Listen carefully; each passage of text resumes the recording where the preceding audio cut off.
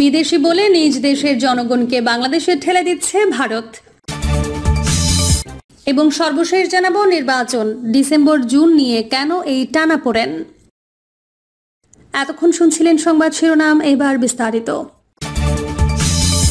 বিদেশি বলে নিজ দেশের জনগণকে বাংলাদেশে ঠেলে দিচ্ছে ভারত। সীমান্তে নিজে দেশের নাগরিকদের বাংলাদেশে ঠেলে দিচ্ছে ভারত। নারী পুরুষ ও শিশুদের বেআইনিভাবে গ্রেপ্তারের পর তাদের ঠেলে পাঠানো হচ্ছে। ভারতের উত্তর পূর্ব অঞ্চলের আসাম রাজ্যের হাজার হাজার মানুষ এখন আতঙ্কে দিন কাটাচ্ছেন। এই প্রক্রিয়ায় দরিদ্র এবং প্রধানত শ্রমিক শ্রেণীর মানুষকে নিশানা করা হচ্ছে।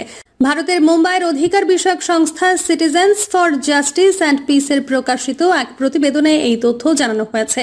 প্রতিবেদনে বলা হয়েছে, শত শত ভারতীয় নাগরিককে বাংলাদেশি বলে সীমান্তে ঠেলে পাঠাচ্ছে দেশটি। সাংবাদিক, আইনজীবী ও মানবাধিকার কর্মী তিস্তা শেতেলবাদের এই সংস্থা জানিয়েছে, আসামের 33 জেলার সব জায়গাতে নির্দিষ্টভাবে চিহ্নিত করে নারী, শিশু ও পুরুষদের গ্রেপ্তার করা হচ্ছে। এরপর তাদের বাংলাদেশে ঠেলে দেওয়া হচ্ছে। সিজেপি জানিয়েছে, গত রোববার এসব ভারতীয়দের অনেককে ফেরত তথ্য পুশব্যাক করেছে বাংলাদেশ। আসামের অন্তত 6 নারীর সাক্ষাৎকার নিয়েছে সংস্থাটি। সাক্ষাৎকার নেওয়া নারীরা হলেন হাজেরা খাতুন, সোনা বানু, রহিমা বেগম, জাহনারা বেগম, আসিফা বেগম এবং সাহেরা খাতুন। এছাড়া আসামের বেশ কিছু সাংবাদিক ও সমাজকর্মী এই প্রতিবেদনে তৈরিতে অংশ নিয়েছেন। প্রতিবেদনে বলা হয়েছে, গত 23 মে থেকে রাজ্যের 33 জেলায় অভিযান শুরু করে পুলিশ। এই অভিযানে কোনো নথিভুক্ত মামলা, নোটিশ বা কারণ ছাড়াই প্রায় 300 জনকে আটক করা হয়। এসব লোকদের ব্যাপারে পরিবার ও আইনজীবীদের কোনো তথ্য দেওয়া হয়নি। পরে তাদের মধ্য থেকে 150 জনকে মুক্তি দেওয়া হয়। তবে অসমর্থিত প্রতিবেদনগুলো বলছে, অন্তত 145 জনকে সীমান্তের ওপারে নো ম্যানস ল্যান্ডে ঠেলে দেওয়া হয়েছে। এসব লোক নাগরিকত্ব প্রমাণ করার জন্য এখনো আদালতে লড়াই করছেন। সিজেপি জানিয়েছে, এসব ব্যক্তিদের মধ্যে অনেককে আইনি ট্রাইব্যুনাল বিদেশি ঘোষণা করেছে। আবার অনেকে এমন রয়েছেন যারা জামিনে মুক্তি পেয়েছেন অথবা নাগরিকত্ব প্রমাণের জন্য আইনি লড়াই করছেন, অথচ তাদের কোনো আনুষ্ঠানিক নির্বাসন বিষয়ক আদেশ বা দ্বিপক্ষীয় প্রত্যাবাসন চুক্তি প্রকাশ না করেই অন্য দেশে ঠেলে দেওয়া হয়েছে। ফলে এসব ব্যক্তির পরিবার চূড়ান্ত অনিশ্চয়তার মধ্যে দিন কাটাচ্ছেন। নির্বাচন ডিসেম্বর জুন নিয়ে কেন এই টানাপোড়েন। নির্বাচনকে কেন্দ্র করে দেশের রাজনৈতিক অঙ্গনে তীব্র উত্তেজনা বিরাজ করছে। অন্তর্বর্তী সরকার 2026 সালের জুনের মধ্যে প্রয়োজনীয় সাংবিধানিক ও প্রশাসনিক সংস্কার শেষে নিরপেক্ষ নির্বাচন আয়োজনের পক্ষে, যেখানে জুলাই সনদ প্রকাশের মাধ্যমে একটি গ্রহণযোগ্য নির্বাচন নিশ্চিত করতে চায়।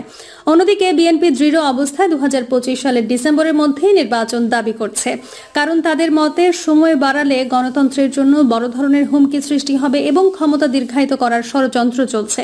বিএনপির আশঙ্কা, এই দেরিতে পতিত ফ্যাসিবাদের পুনরুজ্জীবন ঘটতে পারে, যেখানে এনসিপি ও কিছু ইসলামপন্থী দলের সমর্থন রয়েছে। এ নিয়ে বিএনপি ছাড়াও বেশিরভাগ রাজনৈতিক দল একমত।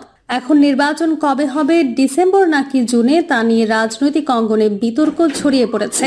নির্বাচন কেন জুনে এর আগে নয় এবং কেনই বা ডিসেম্বরে এর পরে নয়, এমন জটিলতার পেছনে কোন বাস্তবতা, আশঙ্কা বা কৌশল লুকিয়ে আছে তা জানতে চেষ্টা করেছে banglanews24.com।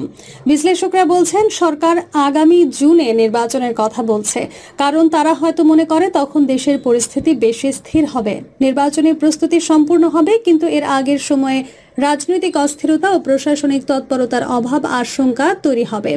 অন্যদিকে ডিসেম্বরে নির্বাচনের পক্ষে আছে রাজনৈতিক দলের সমন্বয় ও জনমতের সুযোগ। তবে শীতকালে ভোট গ্রহণের দূরত্ব ও পরিবহন সমস্যা রয়েছে। এসব সময়সূচি নিয়ে রাজনৈতিক কৌশল, ক্ষমতার লড়াই ও আন্তর্জাতিক প্রভাবও জড়িয়ে রয়েছে, যা নির্বাচন টিকিয়ে রাখতে কঠিন পরিস্থিতি তৈরি করছে। বিএনপির নেতারা সতর্ক করে বলেছেন, ছাত্র জনতার আন্দোলনের বিজয় যদি কোনো ব্যক্তি বা গোষ্ঠীর জন্য সীমাবদ্ধ থাকে, তাহলে তাদের জায়গা হবে ইতিহাসের আস্তাকুড়ে।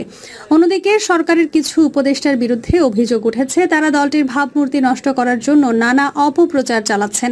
তাদের শীর্ষ নেতৃত্ব থেকে আসা এমন অভিযোগ আরও জোরালো হয়েছে যখন অন্তর্বর্তী সরকারের প্রধান উপদেষ্টা অধ্যাপক ডক্টর মোহাম্মদ ইউনূস মন্তব্য করেন, একটি মাত্র দলই ডিসেম্বরের মধ্যে নির্বাচন চায়। নেতারা মনে করছেন, জাপানে বসে ডক্টর ইউনূসের এমন মন্তব্য মূলত বিএনপিকে ঘিরে, ফলে রাজনীতির মাঠ সরগরম হয়ে উঠেছে।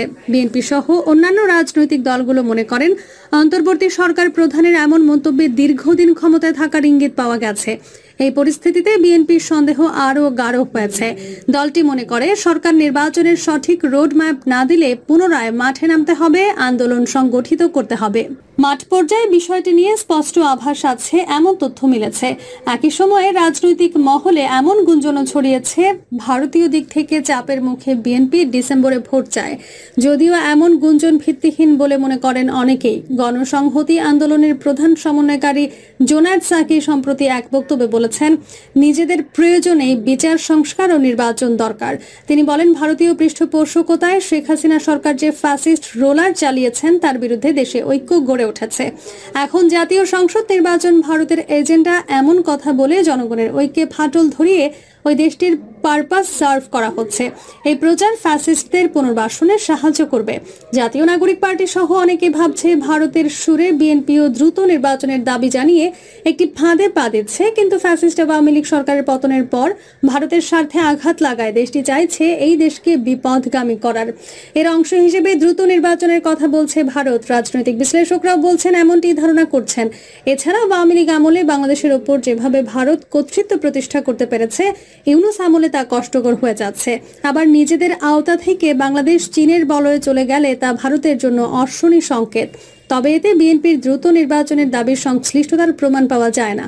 বর্তমানে বিএনপির বিরুদ্ধে এমন একটি প্রচারণা চালানো হচ্ছে যেটা আসলে ভারতের নিয়ন্ত্রিত কিছু এজেন্টের মাধ্যমে করা হচ্ছে। তারা খুবই কৌশলপূর্ণভাবে বিএনপির ওপর ভারতীয় এজেন্ট হওয়ার আভাস ছড়াচ্ছে। রাজনীতি নিয়ে যারা কাজ করেন তাদের অনেকেই মনে করেন এই ধরনের কথা অনেক সময় ভুল বোঝাবুঝির কারণে ছড়ায়। অনেক বিএনপি সমর্থক, সাংবাদিক ও বুদ্ধিজীবী হয়তো বুঝতে পারছে না যে তারা এক ধরনের পরিকল্পিত ফাঁদে পড়ছেন। রাজনীতির অভিজ্ঞ ব্যক্তিরা বলছেন, ভারতের এজেন্টরা আসলে ইউনূস সরকারকে দীর্ঘ সময় ক্ষমতায় রাখতে চাইছে। এর ফলে দেশের গণতন্ত্র ক্ষতিগ্রস্ত হবে এবং ভারতের রাজনৈতিক প্রভাব বেড়ে যাবে। কারণ নির্বাচিত সরকারের ওপর প্রভাব বিস্তার করাটা তখন সহজ হয়ে যায়। তাদের যুক্তি হলো, পার্শ্ববর্তী দেশ যেমন শ্রীলঙ্কা, মালদ্বীপ ও নেপালে নিয়মিত নির্বাচন হওয়ায় ভারত সেখানে নিজের আধিপত্য টিকিয়ে রাখতে পারেনি। কিন্তু যদি আমাদের দেশে নির্বাচন নিয়ে বিব্রতকর পরিস্থিতি তৈরি হয় এবং সরকার দীর্ঘদিন ক্ষমতায় থাকে, তাহলে ভারতের কূটনৈতিক প্রভাব অনেক বেশি শক্তিশালী হবে। অন্তর্বর্তী সরকার বলছে, গত 15 থেকে 16 বছর ধরে দেশে প্রশাসন পক্ষপাত তুষ্ট হয়ে গেছে, রাজনীতিতে অনেক বিশৃঙ্খলা দেখা গেছে, আর নির্বাচন কমিশনও যথেষ্ট যোগ্য নয়। এইসব সমস্যা ঠিক না করলে অবাধ ও সুষ্ঠু নির্বাচন হওয়া সম্ভব নয়। সরকারের মত, ভালো ও সবাই গ্রহণযোগ্য একটি নির্বাচনী ব্যবস্থা গড়ে তোলার জন্য সময় প্রয়োজন। তারা বলছে, বিচার বিভাগ থেকে শুরু করে নির্বাচন কমিশন, স্থানীয় প্রশাসন, পুলিশ সব জায়গায় নিরপেক্ষতা ফিরিয়ে আনার জন্য আগামী বছর জুন পর্যন্ত সময় দরকার। সরকারের কাছাকাছি থাকা কিছু বুদ্ধিজীবী ও নীতি নির্ধারক বলছেন, জুলাই সনদ প্রকাশের মাধ্যমে দেশের ভবিষ্যতের রাজনীতি ও প্রশাসনের মূল পরিকল্পনা নির্ধারিত হবে। এই সনদের ভিত্তিতে একটি জাতীয় সংলাপ অনুষ্ঠিত হবে এবং তারপর নির্বাচন আয়োজনের বিস্তারিত রোডম্যাপ ঘোষণা করা হবে। তাদের মতে এই পুরো প্রক্রিয়াটি দেশের গণতন্ত্রকে নতুন করে গড়ে তোলার জন্য এক গুরুত্বপূর্ণ ও ঐতিহাসিক সুযোগ। তাই এটা তাড়াহুড়ো করে শেষ করার বদলে সময় নিয়ে সঠিকভাবে সম্পন্ন করা উচিত। অন্যদিকে বিএনপির পক্ষ থেকে বলা হচ্ছে, যদি নির্বাচনের সময় বাড়ানো হয় তবে তা হবে জনগণের গণতান্ত্রিক অধিকার হরণ করা। দলটির স্থায়ী কমিটির সদস্য সালাউদ্দিন আহমেদ স্পষ্টভাবে জানিয়েছেন, 31 ডিসেম্বরের পরে আর কোনো সময় বাড়ানো হবে না। তার যুক্তি হলো, নির্বাচন পিছিয়ে গেলে দেশে আবার একটা পতিত ফ্যাসিবাদ জাগতে পারে। তিনি বাংলা নিউজকে বলেছেন, জরুরি প্রয়োজনীয় সংস্কারগুলো 1 মাসের মধ্যে নির্বাহী আদেশের মাধ্যমে করা সম্ভব। সংবিধান সংশোধন ছাড়া বাকি সব সংস্কার দ্রুত বাস্তবায়ন করা যায়। বিএনপি মনে করে, অনেকদিন ধরে সাধারণ মানুষ ভোটের অধিকার থেকে বঞ্চিত রয়েছে, তাই তারা নির্বাচন বিলম্ব করার পক্ষে নেই। তাদের মতে নির্বাচন সংশ্লিষ্ট বাকি সংস্কার করার অধিকার নির্বাচিত সরকারেরই আছে। দলটি উদ্বিগ্ন, কেননা সময় বাড়ানো হলে কিছু বুদ্ধিজীবী ও দেশ বিদেশের চক্রান্তকারীরা দেশের রাজনৈতিক পরিস্থিতি অস্থিতিশীল করে দিতে পারে। তারা চান অন্তর্বর্তী সরকারকে 5 বছর বা তার বেশি সময় ক্ষমতায় রাখা হোক। এছাড়া বিএনপি এই আশঙ্কাও করছে যে সময় বাড়ানোর কারণে জাতীয় সরকার গঠিত হতে পারে, যা তাদের একক ক্ষমতায় যাওয়ার সুযোগ কমিয়ে দিতে পারে। প্রিয় দর্শক, এই ছিল এখনকার সর্বশেষ সংবাদ। আপডেট সব সংবাদ পেতে চ্যানেলটি সাবস্ক্রাইব করে বেল আইকনটি ক্লিক করে রাখুন।